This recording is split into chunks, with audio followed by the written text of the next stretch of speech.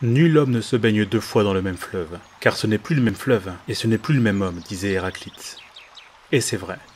Nous aimons nous laisser perdre à cette illusion de la continuité, et nous lui donnons le nom de mémoire. Ce qui explique peut-être que notre pire frayeur soit non pas la disparition de la vie, mais la disparition des souvenirs. Tom Rashman.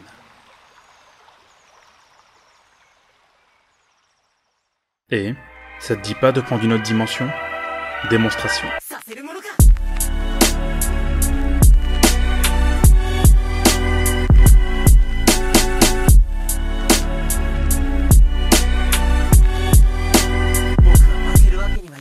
Séquence Madeleine de Proust.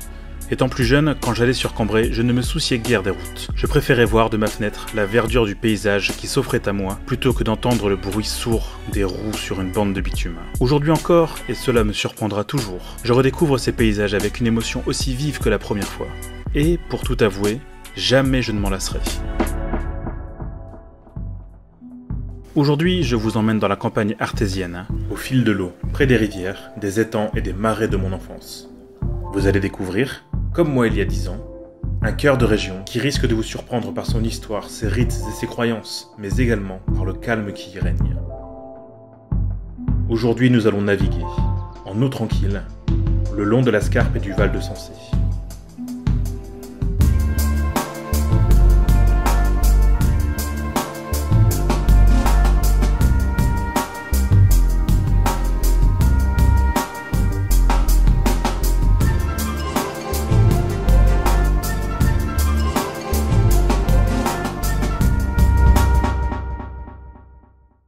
Yo les gonzes, c'est Valoutre et aujourd'hui, je vais vous faire découvrir des lieux entre la Scarpe et la Sensée.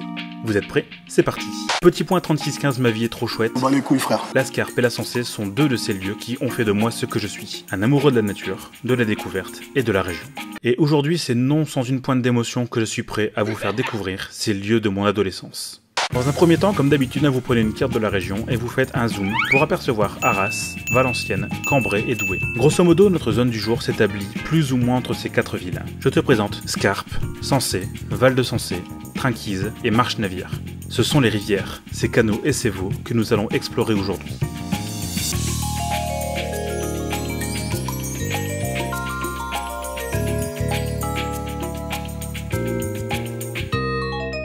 Tout au long de l'épisode, nous allons traverser une partie rurale de l'Artois, en dehors de l'agitement de la mégalopole rhénane. Bon, pour ceux qui dorment au fond ou ceux qui sont vraiment nuls en géo, on est à la frontière d'une grande mégalopole européenne, l'Europe rhénane, qui s'étend de Londres jusqu'à Milan. Les dernières villes de ma région à profiter de cette zone à forte activité économique sont Douai et Valenciennes. Donc ici, pas de risque de croiser de buildings, de voitures ou n'importe quoi. On va surtout traverser des villages agricoles. Pour la petite histoire de ma région, la Scarpe, au nord, entre Arras et Douai, puis la Sensée qui redescend vers Cambrai, marque également une autre frontière. La frontière entre le bassin minier, au nord, et l'Artois agricole, vers le sud. Du coup, si tu veux voir de la verdure, trouve-toi du bon côté de la rivière. Un terrain de jeu de 750 km² s'offre ainsi à nous. Et vous allez voir, on va pas s'intéresser à des poissons, des pêcheurs et des tracteurs. Cette zone regorge de routes très sympathiques pour la moto et le vélo, mais pas que. Des rites, des croyances, des lieux insolites, des virolos, des monts, des caribous. Oui, des caribous. Hisse la grand voile mon ami, nous allons partir à l'aventure. Direction, la source dans la Scarpe. Ouais, bon, ça commence bien. La source de la Scarpe est asséchée. Ça n'empêchera pas de se balader, hein. La Scarpe, c'est une rivière affluente de l'Escaut, longue de 102 km. On va quand même pas faire les 100 km de rivière. On va se concentrer uniquement sur la Scarpe supérieure, qui s'étend de sa source jusque Douai.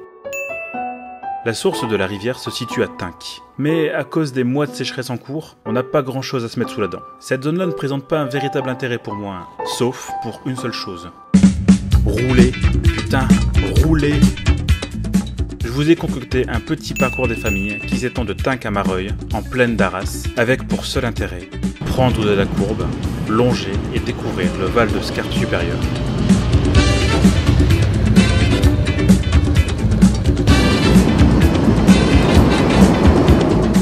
On en traverse un des beaux villages de la région, Tinques, Berle-Monchel, Savy-Berlette, Aubignan-Artois, Asnières, Capelle-Fermont, Frévin-Capelle, Acq. Tous ces villages filent au fil des virages qui s'offrent à nous. Bon évidemment, c'est pas le Tyrol autrichien ni l'Alpe d'Huez, mais c'est assez rare dans la région pour être souligné, on prend enfin plaisir à se donner à fond dans des virages. Si vous avez le temps de visiter ou vous arrêter, je vous conseillerais dans cette zone de vous arrêter contempler le manoir de Fermont à Capelle-Fermont, ouvrage du XVIe siècle encore dans son jus, conservé au monument historique. Ah ouais, magnifique! Également, prenez le temps de lever les yeux au ciel à Savy-Berlette pour contempler l'église Saint-Martin et sa flèche insolite accrochée. Alors, ça vous plaît? En sortant d'Acq, les virages continuent, et nous, on continue tranquillement notre chemin le long de la Scarpe. Et c'est ici que se trouve notre premier grand dossier de l'épisode. La commune de Mont-Saint-Éloi. Top jingle.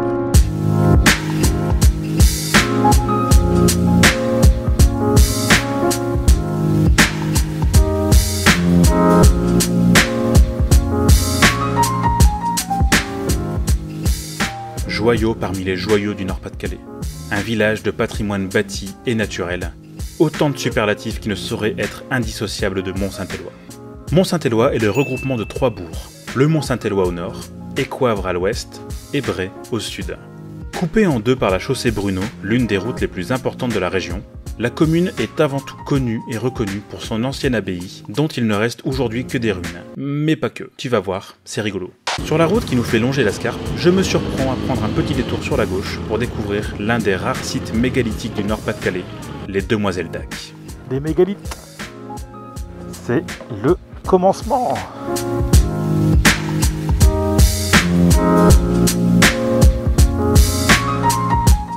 Bon, pour faire la petite blagounette, c'est rigolo parce que les pierres sont situées à Acq. Et du coup, on les appelle les pierres d'Acq. Pierre d'Acq, tu l'as ou pas? Je me fatigue. Les Demoiselles d'Acq sont 2 monolithes perdus dans les champs au nord d'Écoivre. Classés au monument historique depuis 1889, ils font partie d'un circuit mégalithique autour de certaines vallées de la région, dont fait également partie le dolmen de Frénicourt-le-Dolmen. Mais si, souviens-toi, j'en avais parlé lors des trésors en or sur Markefle. Spoiler, on va parler d'autres mégalithes de la région très bientôt. Ces 2 menhirs sont aussi appelés les pierres jumelles, mais elles ne sont pas si jumelles que ça. Le plus petit fait 3 mètres et le plus grand 3 mètres 30. On ne sait pas trop depuis quand ils sont là, selon certains ils remontent à très loin dans l'histoire, la deuxième moitié du néolithique, et selon d'autres, ils auraient été érigés au 9e siècle en guise de victoire du comte de Flandre sur le roi de France. On se demande aussi comment ils sont arrivés là. Les bousins font près de 8 tonnes et auraient été extraits des bois voisins, soit à près d'1 kilomètre. Comment ils ont fait sans pelleteuse, putain? Comme beaucoup de rites dans le coin, une légende raconte qu'elles sont appelées les pierres du diable. Faites donc attention quand vous vous approchez de ces pierres. Gagnons maintenant le bourg de Mont-Saint-Éloi afin de voir ce qui s'y trouve. On profite d'une route fabuleuse, pleine de virages, un gage rare dans le Nord-Pas-de-Calais, afin de remonter par le bois de Bray et d'aller jusqu'au centre-bourg de la commune. La commune abrite en son sein l'abbaye de Mont-Saint-Éloi.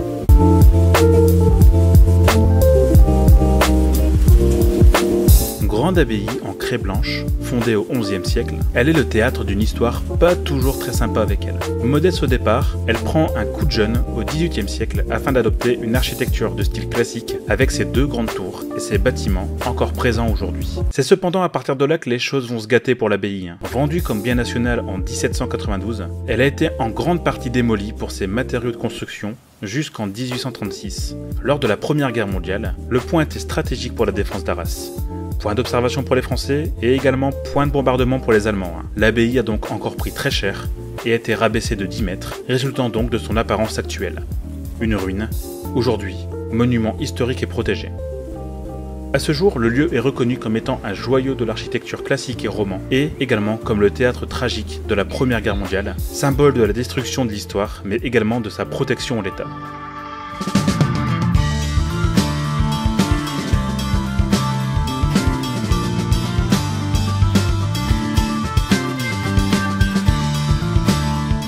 À la fin de cette route, on gagne le village de Mareuil, périphérie d'Arras.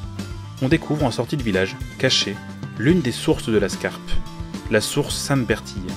Cette source aurait des vertus miraculeuses et tient son nom de Bertille, femme charitable et pieuse qui distribua ses terres et ses biens à Mareuil. Ces reliques saintes furent l'objet d'un culte car des miracles auraient eu lieu sur sa tombe. Cette source aurait la propriété de soulager les personnes atteintes de différentes maladies des yeux, et certaines personnes auraient été partiellement ou totalement guéries. Intrigué par la source, je n'avais pas vu l'énorme bâtiment qui la surplombait, la minoterie industrielle de Sainte-Bertille, splendide bâtiment qui était autrefois utilisé pour préparer et stocker les farines de céréales avant d'être envoyé partout dans la Rajoie. En redescendant, on contemple un joyau architectural au bord de la Scarpe, le moulin à eau de Loué, signe de l'exploitation et de la canalisation de la Scarpe qui s'annonce.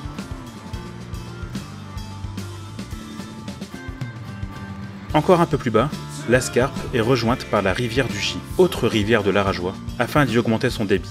À partir de là, on va se poser un petit peu. On passe toute la ville d'Arras et sa périphérie pour rejoindre et découvrir le nouveau visage de la Scarpe qui, depuis, a bien grandi.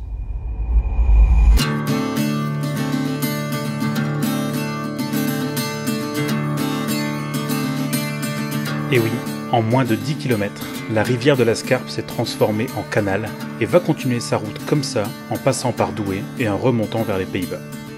Bon, nous on va s'arrêter beaucoup plus haut, à Biège-Saint-Va pour être précis, avant de rejoindre le Trinquise, petite rivière affluente du Val de Sensé. Dans cette zone marécageuse marquée par l'histoire, n'hésitez pas à regarder autour de vous. De nombreux cimetières et monuments commémorent la Première Guerre mondiale et la bataille d'Arras. Ceux qui ont retenu mon attention sont écossais et terre-neuviens. À Hattie et Fontpoux par exemple, en bordure de Scarpe, Point du Jour Cemetery et le monument des Highlanders marquent la libération des villages alentours par les divisions écossaises lors de la Première Guerre mondiale. Point du Jour abrite un mémorial construit en forme de tour, un cairn édifié avec des blocs de granit apportés d'Écosse, amoncelés en mémoire des soldats morts tout en suivant la tradition celtique. Autour de ce mémorial, 26 pierres rappellent les unités qui composaient la 9e division écossaise ayant participé à la bataille d'Arras.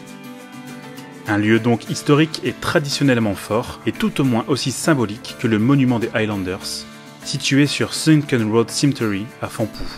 Grande croix celtique, érigée en mémoire de la 51e division d'infanterie écossaise, autrement appelée les Highlanders, elle marque la reprise par les Highlanders du village de Fontpoux, aux mains des Allemands de mars à août 1918. On y retrouve toute la symbolique celte, mais également deux animaux, un éléphant et un caribou. C'est l'occasion d'aller faire un tour un peu plus haut, à Monchy-le-Preux, à environ 10 km de Fontpoux et Hattie.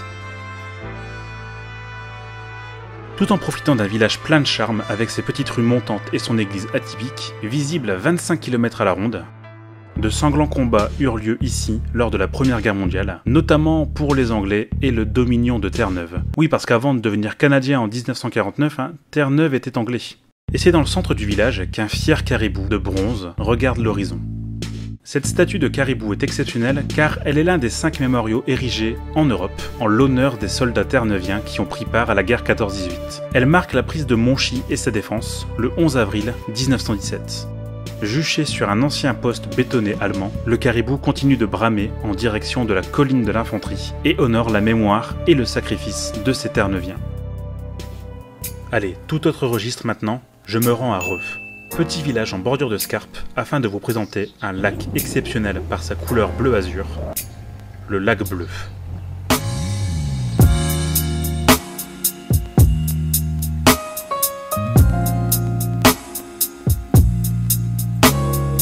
Ancienne carrière de craie de 45 hectares, exploitée de 1920 à 1975, la carrière s'est remplie d'eau, donnant naissance ainsi à ce lac profond par endroits de plus de 15 mètres.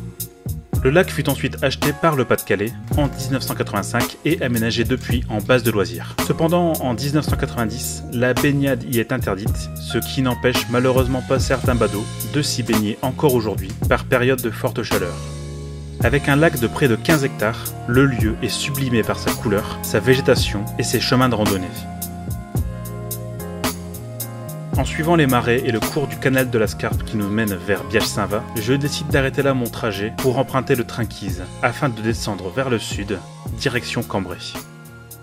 C'est ici que démarre notre second et dernier dossier de l'épisode, le Val de Sensé et la vallée des Sortilèges.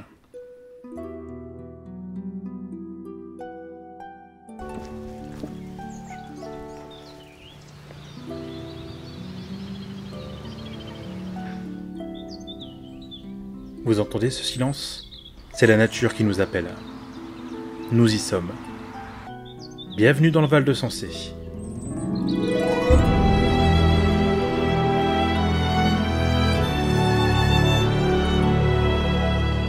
300 km² de rivières, de marais et de tourbes s'offrent à nous, et avec cela, des spécificités locales pour commencer.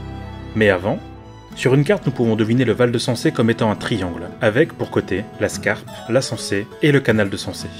Ces marais sont nés de l'exploitation de la craie, abondante sur ses rives, et ont laissé place à des tourbières et des marais depuis la création des canaux et des écluses aux alentours, pour le plus grand bonheur des promeneurs et des espèces végétales et animales.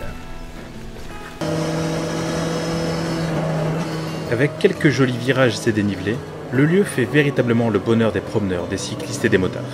Je vous conseille dans ce cas-là d'emprunter les virages de la Sablonnière, à Noyelles-sous-Bellone, idéal pour commencer à poser le genou.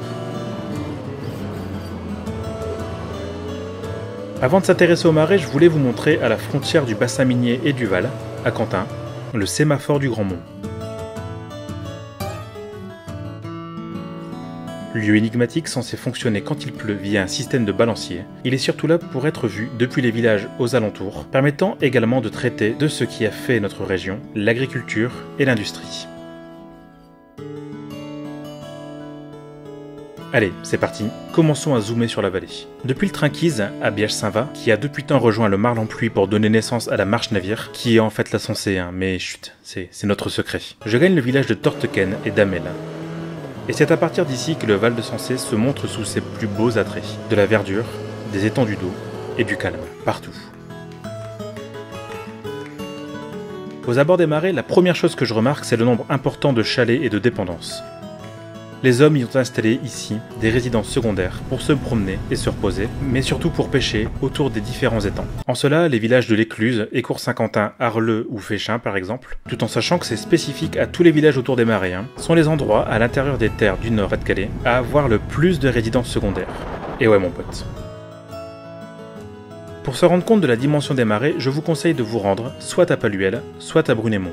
Ce sont les deux plus grands marais visibles, et vous pouvez même en profiter pour aller vous y reposer, pour boire un coup par exemple. Bon par contre moi j'ai pas le temps d'aller boire, il faut que je vous explique pourquoi cet endroit est également appelé la vallée des sortilèges.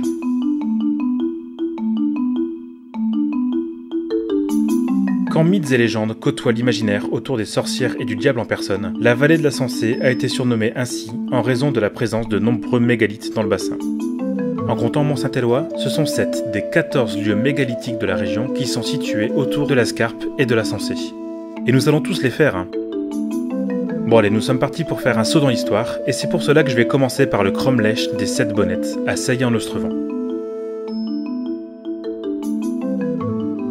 Bon oui, vous savez encore compter, aujourd'hui il n'y en a plus que 6. 5 encore disposés en rond, 1 à terre en contrebas, et 1 qui devait être au milieu, et qui a mystérieusement disparu. Les bonnettes, c'est un peu notre mini Stonehenge à nous. Ces pierres sont situées sur une butte, à l'abri de tous les regards. Disposées en forme de couronne ou de cromlech, elles ne regardent pas l'horizon mais se regardent entre elles, comme si elles priaient toutes ensemble.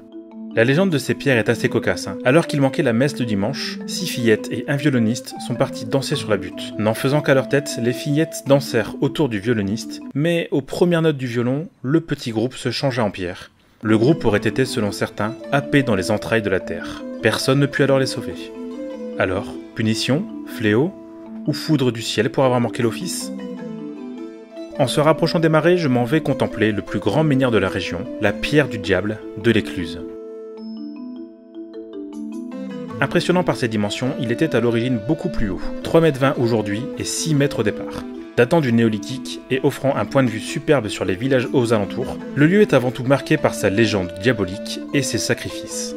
Un fermier a besoin d'aide pour reconstruire sa grange qui avait brûlé et fait appel au diable. L'âme du fermier lui reviendrait s'il arrivait à construire l'édifice avant le premier chant du coq. Le diable se mit à l'œuvre, mais la femme du fermier, rusée, prit une torche, éclaira le poulailler, faisant ainsi réveiller et chanter le coq. Le diable, dépité et furieux de s'être fait berner ainsi, saisit la pierre qui devait servir au pignon de la grange. Et c'est au milieu du champ qu'elle vint se planter à jamais.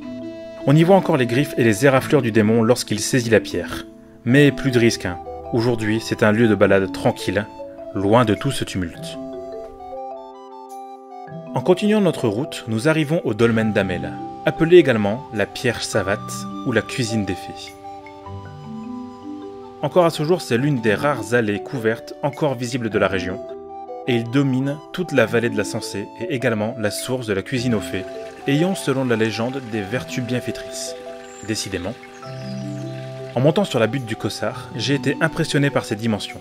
En s'arrêtant sur les détails, des légendes surgissent. Avec des formes et des trous semblables à des pas sur le dolmen, selon certains, ce sont des traces de pas et de talons donnés par des fées, ce qui a inspiré le nom de pierre aux savates au dolmen d'Amel. Mais pour d'autres, ils ressemblent à des pots ou des verres, ce qui laisserait supposer à des filtres pour les sorciers, d'où le nom de la cuisine des sorciers ou de la cuisine des fées. Gare à ceux qui montent sur le dolmen, les fées et les sorcières n'aiment pas être dérangées. Continuons notre parcours des vieilles pierres avec le polissoir de Féchin, monolithe de grès datant du néolithique, utilisé pour le polissage des armes. Au départ découvert à Aubin-Chelaubac lors des travaux d'élargissement du canal de la Sensée en 1968, il a depuis été déplacé à Féchin. Mesurant 4 mètres de long pour 2 de large par le passé, il reste aujourd'hui le plus grand polissoir connu de la région à ce jour. Impressionnant, non ? Savez-vous qu'il existe discrètement, au creux d'un bois, une pierre vivante ? C'est ce qui m'amène à vous présenter la pierre qui pousse, à Aubigny-au-Bac. Haute de 1,80 m et longue de 2 m, il semblerait que cette pierre grandisse de près de 3 mm par an, comme si elle s'extrayait des marécages environnants. Les différentes traces sur le menhir laissent également suggérer des rites anciens et des sacrifices. Bon, étant discrète, je n'ai pas beaucoup plus d'informations sur cette pierre pleine de mystères. Et c'est pour cela que je me dirige vers l'un des plus beaux mégalithes de la région, et mon mégalithe préféré, le menhir d'Oisille-Verger.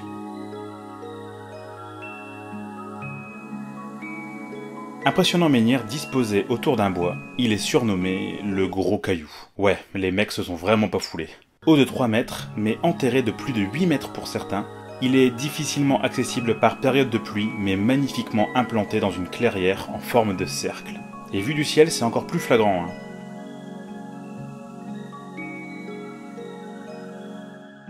La légende de ce menhir est identique à celle de la pierre de l'écluse, sauf que l'on remplace la femme du fermier par des religieuses. Encore une histoire de démon, quoi. Le mégalithe est encore plus ancien que les marécages aux alentours, ce qui explique son implantation bizarre. Et aujourd'hui, il semblerait qu'il grandisse ou rapetisse par endroits. Les mystères de ce lieu n'ont pas encore été dévoilés. Notre parcours des vieilles pierres s'arrête ici, ce qui signifie que l'épisode se termine. La Scarpe et la Sensée ont bien grandi et sont devenus des canaux. À Arleux, l'embouchure du canal du Nord et du canal de la Sensée nous montre le chemin à suivre. En se dirigeant vers le nord, nous regagnons Compiègne et Paris, et la Sensée nous fait continuer notre route, direction Cambrai et Valenciennes. Notez qu'au milieu de cette embouchure, un terrain de motocross s'est dressé là, très connu des adeptes de ce sport. Ainsi se termine notre épisode au fil de l'eau. Que ce soit pour les vieilles pierres, les édifices et l'histoire contemporaine de ces lieux, la Scarpe et la Sensée, en plus d'avoir marqué mon enfance, sont de véritables trésors à découvrir. J'ai essayé d'être le plus exhaustif possible afin de vous faire aimer ces différents aspects de ma région, mais bien évidemment je suis passé à côté de plein de choses. Mais c'est aussi à vous d'explorer ces marais et ces contrées tranquilles. Si vous avez aimé cet épisode, n'hésitez surtout pas à vous abonner à la chaîne pour en voir d'autres, à lâcher un pouce bleu, à commenter et à partager. En attendant, moi je vais retravailler mon format pour le faire plus court et plus attrayant, mais toujours en étant axé sur la découverte de lieux insolites, historiques, sportifs et exceptionnels de ma région. En attendant, d'autres trésors me dorment encore, et c'est l'occasion de les découvrir dans de futurs épisodes des Trésors en Or. Je vous dis à bientôt, portez-vous bien, c'était Valoutre, bisous, et à ciao ciao!